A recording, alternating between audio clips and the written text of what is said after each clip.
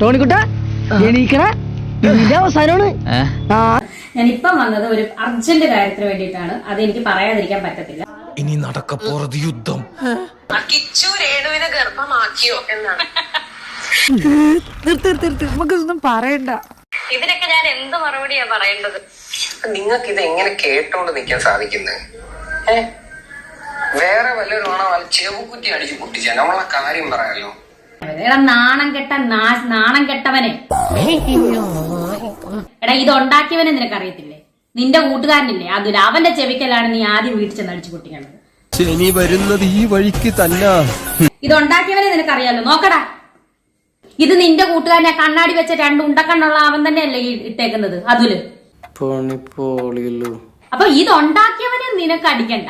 എന്നെയും കേട്ടോണ്ടിരുന്ന എന്നെയും ആങ്കറിനെ മാത്രം നിനക്ക് തല്ലിയാ മതി.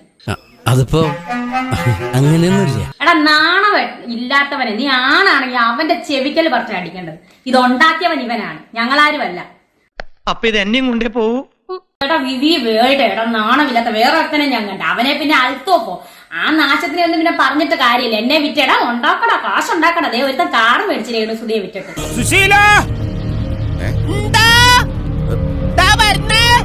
എല്ലാരും വിളിച്ചു. എടാ നീ നാണം ഉണ്ടെങ്കിൽ നീ ചെന്ന് അടിക്കടാ അവന്റെ കുറ്റിക്കെട്ട്. ഇതുണ്ടാക്കി അവനിട്ട്, നിന്റെ കൂട്ടുകാരനിട്ട് തൊപ്പിയും വെച്ചോണ്ട് എന്നെ ആ ആങ്കറിനെ ആ കൊച്ചിനെ അല്ല പറയേണ്ടത്.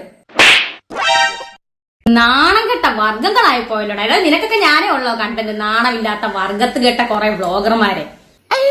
കിട്ടിയാ ഇല്ല, ചോദിച്ചു വാങ്ങിച്ച്. അതിലെന്ന് പറയുന്നവൻ ഇന്ന് കാർ എടുത്തില്ലേ? എടാ എന്നെ വിറ്റ് ഉണ്ടാക്കിയ കാശിന്റെ പകുതിയെങ്കിലും അതിനകത്ത് കാണും. ഇല്ല നീ ചങ്കത്ത് നീ ആണാണെങ്കിൽ നീ എന്റെ മുന്നിൽ വന്ന് പറയണം നായിന്റെ മോനെ. അങ്ങനെ തന്നെ ഞാൻ വിളിക്കുവനെ. എന്നെ പറ്റി എന്നാടാ ഞാൻ ശരീരം വിറ്റ്? നിന്റെ വീട്ടിലുള്ളവടെയാടാ വിറ്റുണ്ടാക്കുന്നത്, ഞാനല്ല.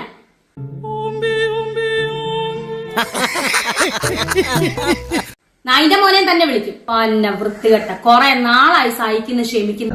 ക്ഷമയ്ക്കും ഒരതിരുണ്ട്. നീയൊക്കെ ഞാൻ ക്യാൻസർ ആന്ന് പറഞ്ഞിട്ടും നിനക്കൊന്നും അടക്കമില്ലല്ലേ? അപ്പൊ എന്നെ വിറ്റ് നീയൊക്കെ ഉണ്ടാക്കി കാശ് കൊണ്ടല്ലേടാ കാറിനകത്ത് ഞെളിഞ്ഞു പോകുന്നേ മറ്റേ മോനെ. അവന് ജീവിതം മടുത്തു കാണോടി. അല്ലെങ്കിൽ ആരെങ്കിലും ഇതുപോലെ വന്ന് വണ്ടിക്ക് തല വെക്കോ? നീ കാറ് മേടിച്ചില്ല എന്നെ വിറ്റിട്ട്, നാണം കെട്ടവനെ. എന്നെ വിറ്റ എന്റെ വ്യൂസ് അല്ല നിനക്ക് എവിടെയാണോ വ്യൂസ് ഉള്ളത്? നാണമില്ലാത്തത് മറ്റേ മോനെ. ഇനിയെങ്കിലും നീ നിർത്തടാ. എന്തൊരു പൊളിച്ചതറിയാടോ നിന്നെയൊക്കെ തെറി നായിന്റെ മോനെ നല്ല വിളിക്കേണ്ടത്, വളർത്തിയതിന്റെ ഗുണമാണ്.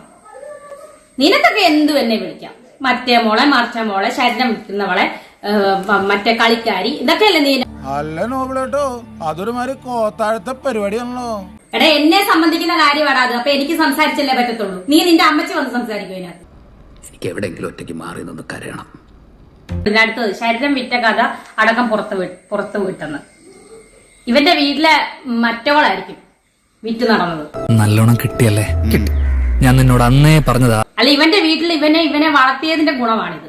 ഇവന് നാണമുണ്ടോ ഈ കണ്ണും കണ്ണാടിയും വെച്ചോണ്ട് ഈ നാണം കെട്ട നാശത്തിൽ ഇങ്ങനെ പറയാം. വേറെ ഒരുത്തിയുണ്ട്, അവളെ ഞാൻ പിന്നെ വെറുതെ വിട്ട്. അവൾക്ക് പത്തിയുടെ പാല് 12 കൊല്ലം കുഴലിലിട്ടാലും അത് ഒരിക്കലും അത് നേരെ ആകത്തില്ലെന്ന് പറഞ്ഞ ഒരുത്തിയുണ്ട്, ഒരു ഡാഷ് മോള്. No problem. എനിക്ക് കിട്ടേണ്ടത് ഞാൻ ചോദിച്ചു വാങ്ങിച്ചാണ്. അപ്പൊ ഒട്ടും സമയം കളയുന്നില്ല, ഞാൻ ഇറങ്ങുന്നു.